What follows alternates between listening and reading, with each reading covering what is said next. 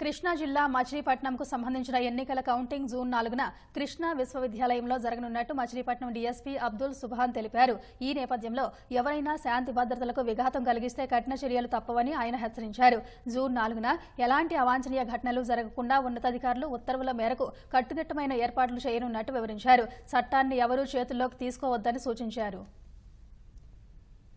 June నెల 4వ తారీఖున మనకి కౌంటింగ్ ఉన్నది. ఓన్లీ క్యాండిడేట్స్ మరియు ఏజెంట్స్ తప్ప మిగతా వాళ్ళు ఎవరు కూడా కౌంటింగ్ స్టేషన్ దగ్గరకి రాకూడదు. ఆల్రెడీ 144 సెక్షన్ అమల్లో ఉన్నది. అలాగే 30 పోలీస్ యాక్ట్ కూడా అమల్లో ఉన్నది. నలుగురు గాని అంతకన్నా ఎక్కువ మంది గుమ్మికూడి రాదు. అలాగే సభలు, సమావేశాలు, ఏదైనా క్రాకరీస్ అలాంటి మీటింగ్లు ఏమి చేయకూడదు ముందస్తు అనుమతి లేకుండా. అలాగే రాజకీయ నాయకులు కూడా ఒకళ్ళు ఎవరు కూడా కించపరిచే విషయాలు గాని రెచ్చగొట్టే విధంగా చేస్తే శాంతి భద్రతలకు విఘాతం కలిగిద్ది. కాబట్టి వాళ్ళందరూ కూడా సహకరించాలని కోరుకుంటా ఉన్నాను. అలాగే కౌంటింగ్ అయిపోయిన తర్వాత విజయోత్సవ ర్యాలీలు కూడా ఎవరు చేయకూడదు.